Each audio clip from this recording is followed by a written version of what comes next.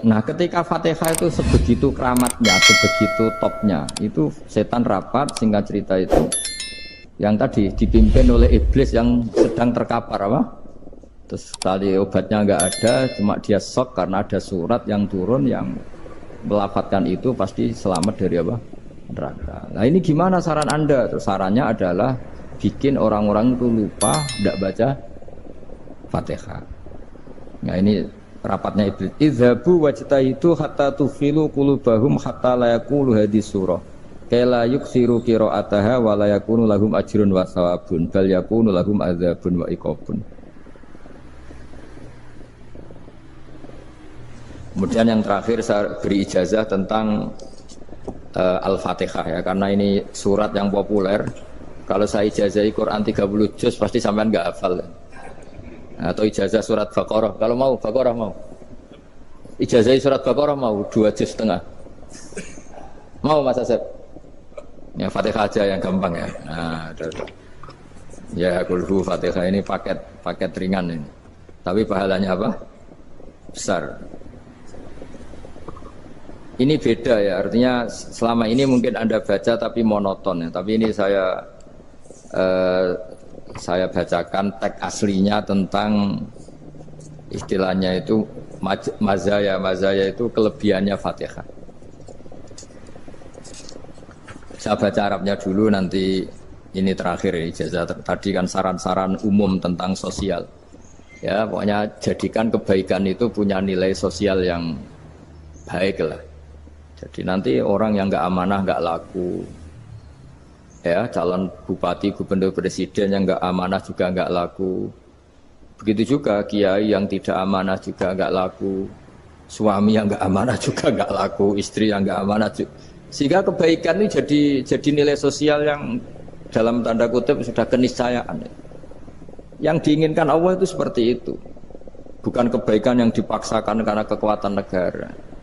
Maksudnya kalau bisa kebaikan itu tidak usah dipaksakan. Memang sudah satu kebutuhan. Kayak cerita-cerita di negara maju itu, bahkan apapun jatuh itu nggak ada yang ngambil apa itu. Makanya gambarannya Mekah Medina kan gitu kan, barang jatuh nggak ada yang berani apa ngambil. Itu saking sudah jadi sistem. Sehingga banyak negara di Eropa itu yang sampai nggak punya tentara, nggak punya polisi karena kebaikan sudah. Nah kita kan masih capek, polisinya aja capek apalagi masyarakatnya, karena ya kebaikan itu belum jadi nilai apa bersama. Nah kita selain ditopang negara, ada polisi, ada tentara, itu kita usahakan kebaikan itu jadi nilai apa bersama. Tadi wa'tamiru bainakum bima'ruf. Dan kita punya reputasi yang bagus dalam bab ini. Saya masih ingat kecil saya itu yang jilbaban hanya keluarga kiai. Sekarang rata-rata masyarakat itu jilbaban. Dulu yang sekolah SMP, SMA itu jilbaban kadang dulu malah dilarang ya, harus sama seperti itu seragamnya. Sekarang sudah boleh dan nyaman. Lama-lama yang dapat simpatik ya yang pakai pakaian model tertutup seperti itu. Lama-lama gamane cara wong golek mantu ya golek yang seperti itu daripada yang blodor. Lama-lama jadi nilai bersama. Ya ingin saya seperti itulah. Di terminal juga sama. Orang mau makan cari warung yang kelihatan ada ayat kursinya, pakai jilbab, atau paling enggak dia enggak mungkin lah nyuguhkan yang tiren atau yang haram. Akan ada garansi sosial, ada apa? Ada garansi apa? Sosial dengan penampilan yang soleh itu kan, masa iya nyuguhkan oplosan babi gitu misalnya itu. Jadi nilai sosial itu harus benar-benar jadi nilai. Sehingga negara biar enggak capek-capek.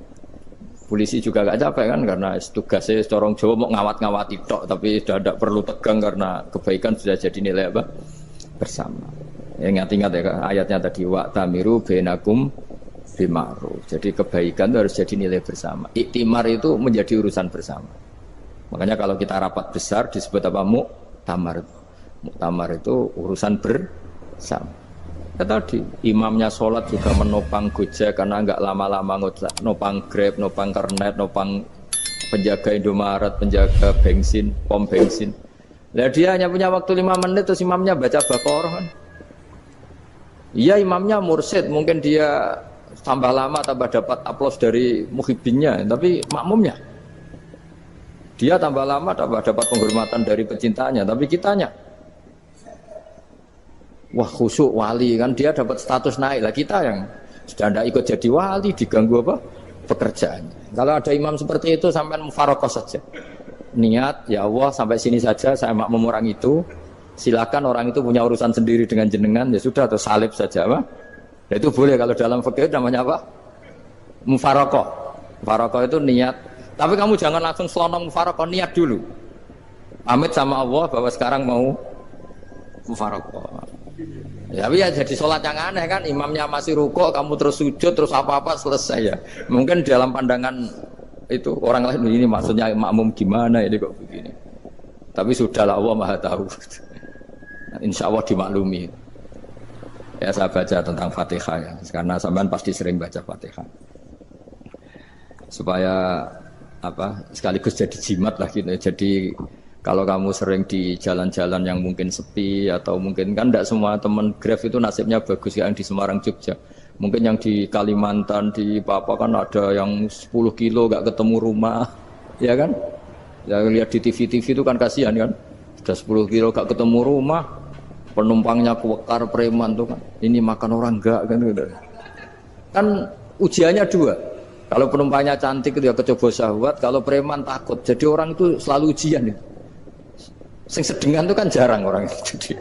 Jadi kalau penumpangnya perempuan cantik ujiannya itu syahwat, kalau preman ujiannya ketakutan. Kalau orang yang lemah bawa uang ujiannya kamu ingin garong. Jadi hidup itu memang semuanya ujian. Liyabluwakum ayyukum ahsanu amala. Makanya saya sering ditanya oleh teman-teman, Gus, nah ujiannya kenal wong wedok elek piye sama? Kenal wong ayu ujiannya syahwat, kenal wong elek ujiannya ngenyek. Itu sama-sama dosa. Syahwat ya dosa, ngenyek juga dosa.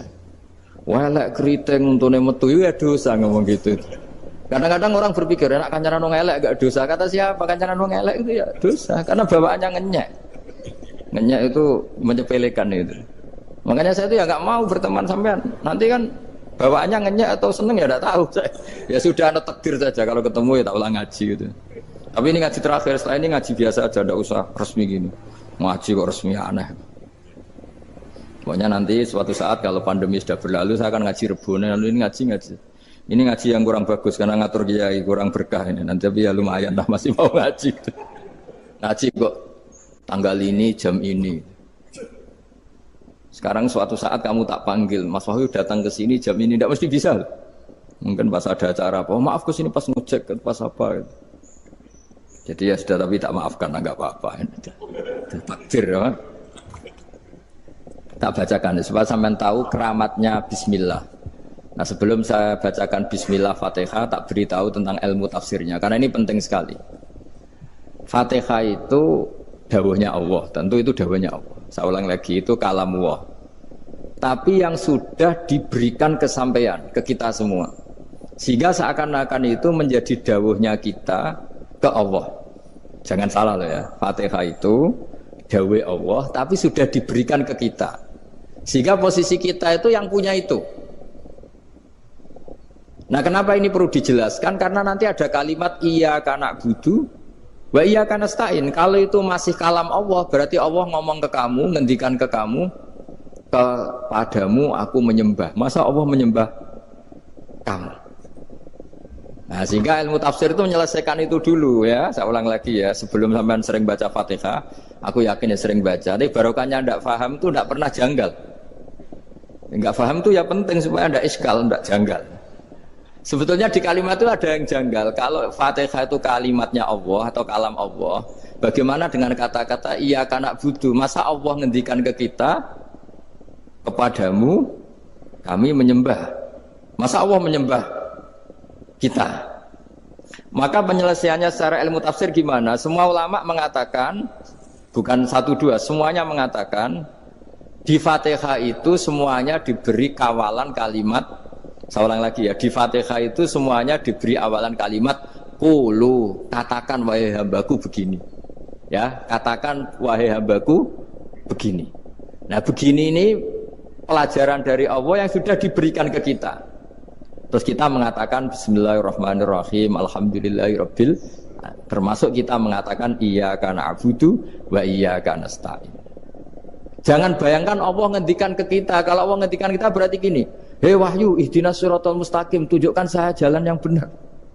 Nah nanti kamu terus, ya Allah, Anda aja minta tolong saya minta tolong siapa kan? Jadi panjang kan. Ya, saya ulang lagi ya. Jadi itu di Ulumul Quran diterangkan gimana? Sebelum baca Fatihah, ya. Fatihah itu kalamullah, ngendikane Allah, tapi yang sudah diajarkan ke kita dan sudah milik kita. Sehingga kalimat itu menjadi milik kita. Tapi ya kalamullah, tetap kalamullah, tapi sudah menjadi milik kita. Sudah paham ya? Ya pinter nah. Ya, karena kalau tanpa penjelasan seperti ini Anda akan iskal. Bagaimana Allah, iskal itu janggal, bagaimana Allah mengatakan iya anak butuh. Yang jadi aneh ya? Ya, jadi tak jelaskan secara ilmiah ya. Jadi kata ulama-ulama tafsir, ayat-ayat Quran seperti ini sebetulnya dimulai dari qulu apa? Meskipun enggak dilafatkan. Itu kan sama dengan qul huwallahu ahad Muhammad.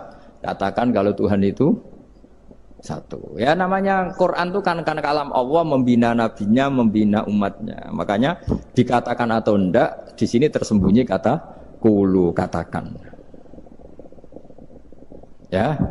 Jadi ya ibarat apa itu? Kamu ngajari anak kamu lah. Le, panggil jenengan bapak kula.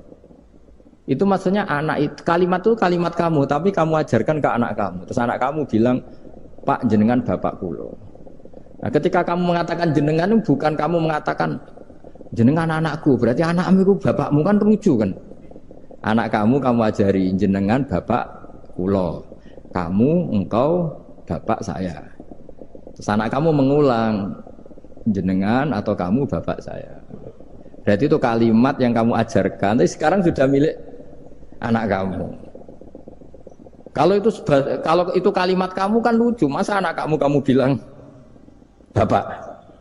Nah itu seperti itu. Jadi ulama memberi solusi atau jawaban iya karena abudu.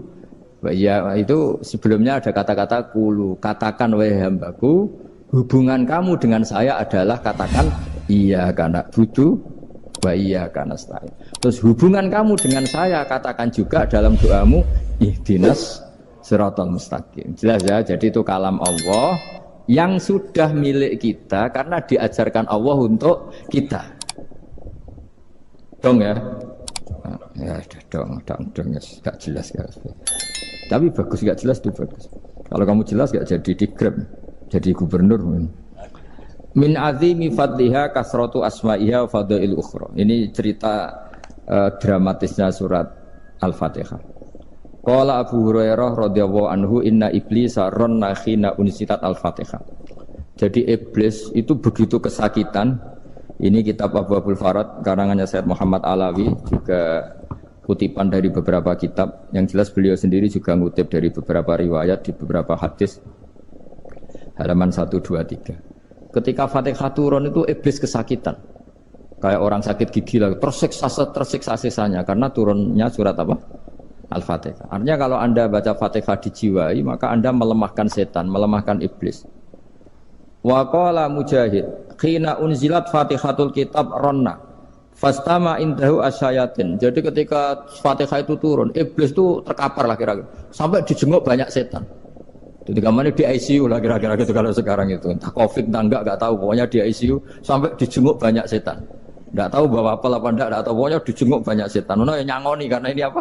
Ketuanya apa? Pingsan, sakit. Di iblis itu sakit sampai dijenguk anak buahnya setan-setan. Ya, semoga kalian semua tidak kenal setan. Kalau kenal berarti teman, apa?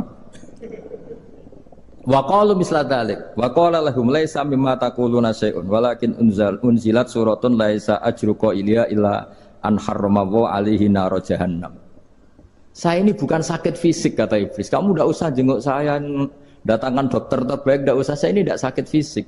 Saya ini sakit karena ada surat yang diturunkan, yang pahala yang melafatkan surat itu pasti selamat dari neraka. Padahal misi terbesar saya ini supaya manusia masuk neraka. Sekarang punya tamengnya. Wah pusing kan? Ya seperti orang lah, goda sampean ternyata sampean setia, itu kan pusing. Nah ternyata tidak setia, itu yang akhirnya ribet kan itu.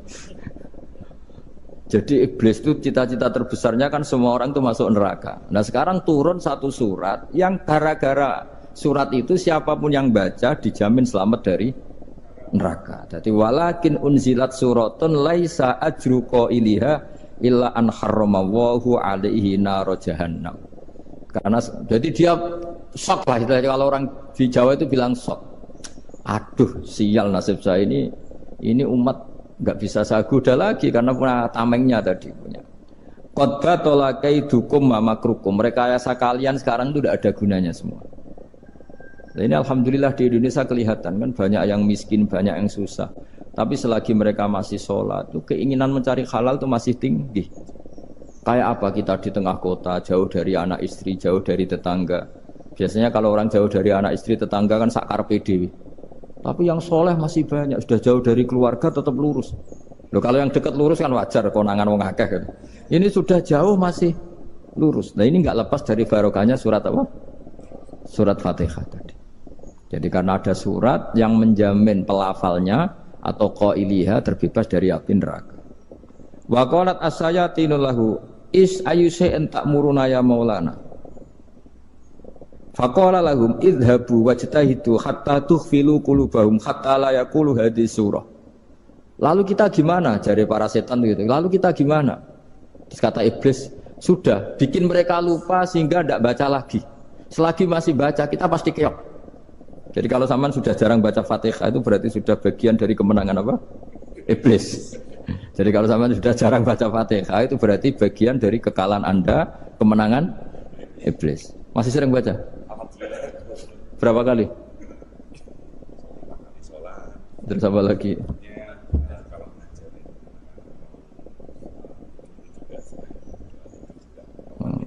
Kok 5 kali tok itu? Berarti pas sholat fardu tok itu? Enggak 5 kali itu mendingan itu 17. Kamu itu ngitungnya jangan 5 ini. 5 waktu itu berarti lumayan kan? Berapa? 17 ya? Ya. 17 ya? Ya. 17, tapi kalau makmum tuh sering separuh kan, apalagi makmum tarawih. Ya kan? Makmum tarawih itu bacanya Fatihah ada yang sempurna enggak ya? Ya enggak lah. Baru alhamdulillah rabbil alamin mamruko ikut ruko ini gitu. Makmum kan yang tarawih teman. Kalau tarawih jarang sempurna ya. Fatihahnya itu. Kan imam sudah ruko. Kamu bacanya Fatihah sampai mana tuh? Baru setengah ya. Ya paling pas tarawih aja kan enggak sempurna ya. Apalagi kalau imamnya sing kilat tuh waduh malah. Nah, ketika Fatihah itu sebegitu keramatnya, sebegitu topnya, itu setan rapat, singkat cerita itu yang tadi dipimpin oleh iblis yang sedang terkapar apa? Terus tadi obatnya enggak ada, cuma dia shock karena ada surat yang turun yang melafatkan itu pasti selamat dari apa? Neraka. Nah, ini gimana saran Anda? Sarannya adalah bikin orang-orang itu lupa tidak baca Fatihah. Nah, ini rapatnya iblis. Idzabu wajtahidu hatta tufilu qulubahum hatta la yaqulu hadhihi surah. Kala yuksiru qira'ataha wa la yakunu lahum ajrun wa thawabun bal yakunu lahum adzabun wa iqabun.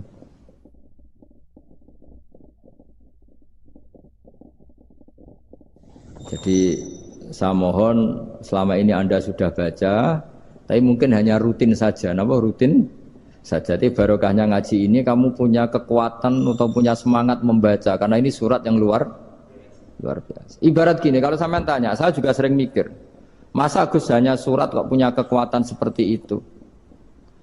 Di dunia ini kata Allah, mulai Nabi Adam sampai kiamat, nggak ada yang bisa menandingi kekuatan kalimah. Kalimah itu kata-kata, nggak ada yang bisa menandingi kata-kata. Misalnya Anda nge-grab, berangkat istri cuek, berangkat cuek. Itu beda dengan ketika meskipun satu kalimat, wes Pak, muga-muga dilindungi pangeran, mungkin jenengan selamat. Itu menjadi teduh dan semangatnya luar biasa karena kayak mendapat support. Jadi kira-kira kalimat itu hubungannya kita dengan Allah, Fatihah itu seperti itu. Kamu melafadzkan satu kata-kata yang dibenarkan langit bumi, dibenarkan aras, dibenarkan malaikat, dibenarkan semua penghuni di dunia ini. Sehingga tuh efeknya luar biasa. Itu seperti gini ya, kamu cerai sama istri, terus nikah lagi katut babon. 10 tahun anak kamu dididik, ibunya benci kamu. Dan memang Anda layak dibenci. Duwidek. Dan sampai nggak pernah manggil kamu Pak. Suatu saat, kamu tentu rindu kan, ingin dipanggil Bapak oleh anak kamu. Suatu saat anak ini manggil kamu Pak E. Wah itu senengnya bukan main. Hanya sebuah kata-kata. Makanya kadang-kadang orang itu tanya sama kiai, ijazah lafadz ini gunanya apa sih? Itu ijazah-ijazah itu untean kata-kata. Yang kata-kata ini dibenarkan langit dan bumi dan aras dan para malaikat. Sehingga efeknya itu luar. Nah ibarat seperti itulah. Kamu melafadzkan Fatihah itu melafadzkan kata-kata yang dibenarkan Allah dan Rasul dan semua malaikat, semua penghuni langit. Maka ini efeknya pasti luar. Nah di sini lah orang-orang dulu itu tahu keramatnya itu. Sehingga ketika melawan Belanda, melawan Jepang dulu itu kalimat-kalimat itu menjadi mantra yang luar biasa. Doa lah, doa yang luar biasa. Tapi di era modern karena orang sudah tidak ngerti itu, dianggap itu mantra, jimat, khurafat, bid'ah, waduh ribet meneh malah. Sebetulnya tidak seperti itu. Memang kata-kata ini kekuatannya luar biasa. Sama kesakitan hati kamu juga karena itu. Ngojek wangilan. Lha Pak di bojo kok kowe gagah tok kere. Wah, iku seling terus. Padahal kalimat itu kan tidak melukai secara fisik, tapi apa kerjanya sesuk sarasa-rasen. Karena terus dengan pengadilan seperti itu kan, ngapain kerja demi perempuan yang seperti ini? Lagi-lagi kata-kata ini luar. Nah bayangkan kalau kata-kata itu adalah kalimat yang diajarkan Allah lewat Rasulnya, lewat malaikat Jibril. Kayak apa kekuatannya? Nah kira-kira Fatihah itu gitu. Kalimat yang baik, kalimat thayyibah diajarkan oleh Allah dan Rasul. Kayak apa kira-kira kekuatannya? Pasti luar biasa. Wong support yang dikatakan istri kita, anak kita aja luar biasa, apalagi ini support yang diajarkan Allah dan Rasul. Ya makanya saya mohon kalau baca Fatihah, baca kalimat-kalimat thayyibah ketika sholat itu dijiwai. Ya misalnya Rabbana lakal hamdu mil'us samawati wa mil'ul ardi wa mil'u ma syi'ta min syai'im. Engkau zat yang layak dipuji dan pujian ini memenuhi langit dan bumi. Karena kita tahu nggak ada sejengkal di alam raya ini kecuali di situ ada rahmat Allah. Misalnya kamu bisa lewat sampai rumah saya, kamu mungkin anggap biasa saja. Coba kalau ngalami likuifaksi, tahu-tahu bumi ini ambles, bisa ngelewati yang likuifaksi itu luar. Tanyakan orang pernah ngalami likuifaksi di Sulawesi, itu melihat bumi bisa diinjak gak ambles itu, wah luar. Dan sampean nggak ngalami itu sehingga lewat bumi ya biasa aja. Coba kalau ngalami seperti tidur, ya biasa aja. Coba kalau ada gempa, bahwa bumi tenang ini sudah nikmat yang luar biasa. Masa kamu ngakui nikmat nunggu digituin? Ya kan? Nah, makanya baca Fatihah dijiwai lah, bahwa ini kalimat yang luar biasa. Nah, saya teruskan. Warwa Muslimun fi sahihihi an Ibnu Abbas radhiyallahu anhuma annahu qala bainama Jibril alaihi salam qaidun dan Nabi sami anaqidan min fawqih. Farofa arok saufa qala hada babun minas sama futihal yawma lam yuftaqadhu ilal yawm fanazala minhu malakun faqala hada malakun nazza ilal ardi walam yanzil qattu ilal yawma fasallim waqal abshir binuraini qad uti tahuma lam yu'tahuma nabiyyun qablak fatihatul kitab wa khawatimu suratil baqarah. Jadi suatu saat Jibril ini jagongan kira-kira gitu sama Rasulullah. Tahu-tahu langit itu gemuruh. Langit gemuruh kata Jibril terus semuanya ngangkat kepala ke langit. Ini pintu langit baru ini dibuka, yang sebelumnya tidak pernah dibuka seperti ini. Turunlah malaikat, yang malaikat ini pun malaikat spesial, yang nggak malaikat murahan lah kira-kira gitu, yang nggak pernah turun ke bumi kecuali juga saat itu. Dengan penyambutan yang luar biasa, dengan semuanya tidak pernah terjadi. Hanya karena surat Fatihah. Jadi ini surat yang luar biasa, pengawalannya lewat malaikat yang spesial, nggak pernah turun di bumi kecuali saat itu. Penyambutannya juga nggak pernah seperti itu, baru seperti itu. Jadi semuanya itu spesial. Nah, kenapa ini spesial? Karena di situ ada isi puja-puji kepada Allah Subhanahu wa Ta'ala. Ada ikrar kita, alhamdulillah rabbil alamin, ar-rahmanir rahim. Ikrar ini penting. Kalau contoh paling gampang gitulah. Kamu punya istri selama ini cerewet terus. Suatu saat ngomong, Pak, tak angen-angen ra ono wong lanang koyo sampeyan. Wah, itu langsung tidak ada lelaki sebaik engkau. Itu sama senengnya, masya Allah. Karena ada ikrar dari seorang istri ke kamu. Nah, bayangkan kalau ikrar kita sebagai hamba diakui oleh Allah Subhanahu, maka ikrar ini akan dicatat sebagai kebaikan kita yang kita panen nanti di akhirat. Karena ada ikrar. Kita ikrar bahwa Alhamdulillah Rabbil Alamin. Kita ikrar Ar-Rahmanir Rahim. Kita ikrar Maliki Yaumiddin. Kita ikrar Iyyaka na'budu wa iyyaka nasta'in. Sampean misalnya jadi orang Indonesia, ketemu orang Indonesia yang makmur di Jerman, terus lupa Indonesia. Kamu orang Indonesia? Enggak, saya enggak orang Indonesia. Mangkel gak kira-kira? Mangkel. Karena salah ikrar kan gitu. Ya, jadi saya mohon jangan anggap kalimat itu hal yang biasa, tapi luar biasa. Nggih, ngoten mawon. Assalamualaikum warahmatullahi wabarakatuh.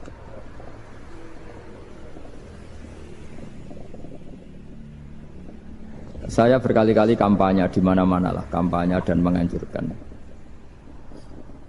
Di antara catatan dalam Suhufi Ibrahim wa Musa kan ada kan di Quran itu yang dinamakan lampiran-lampiran wasiatnya Nabi Ibrahim dan Nabi apa?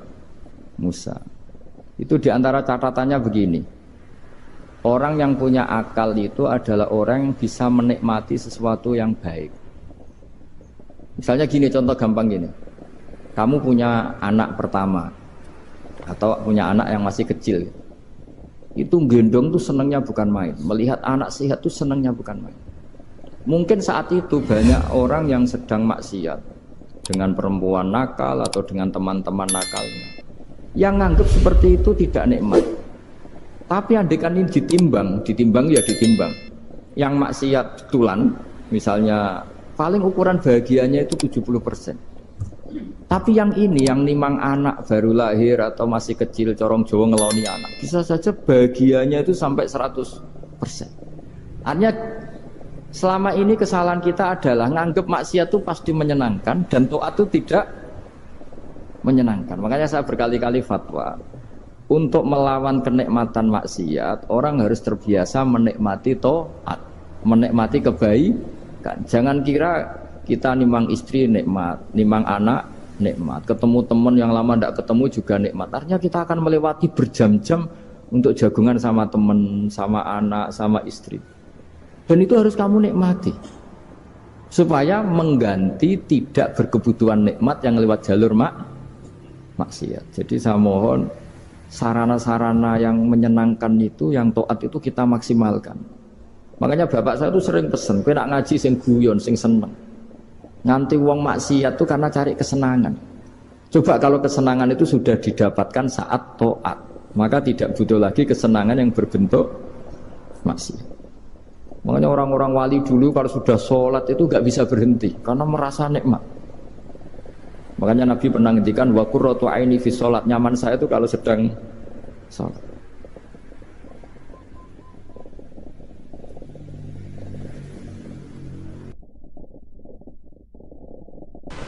Mau sampean wis bodho lah ora apa-apa wis.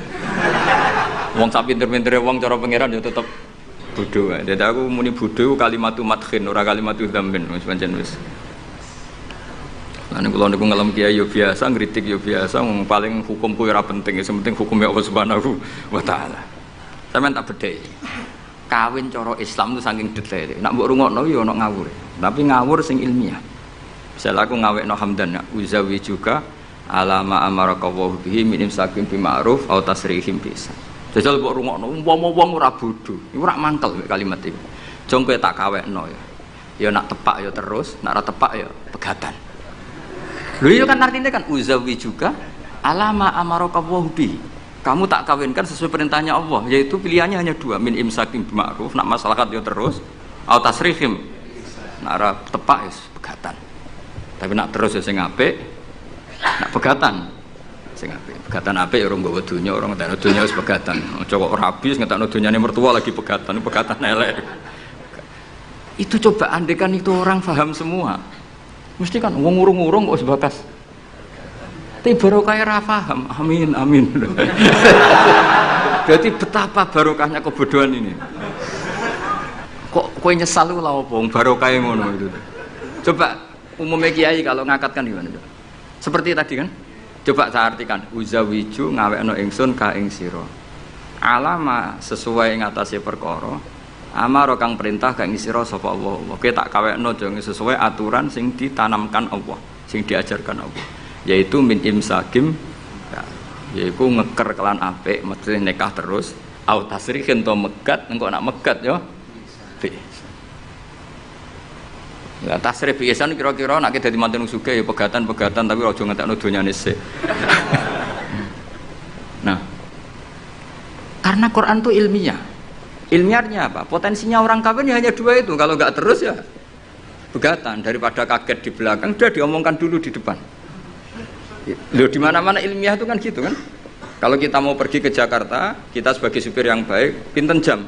4 jam misalnya. Tapi kalau ada macet ya 6 jam. Tapi kalau ada kejadian di luar duga ya 3 hari. Itu ilmiah, sesuatunya di kayak militer itu loh.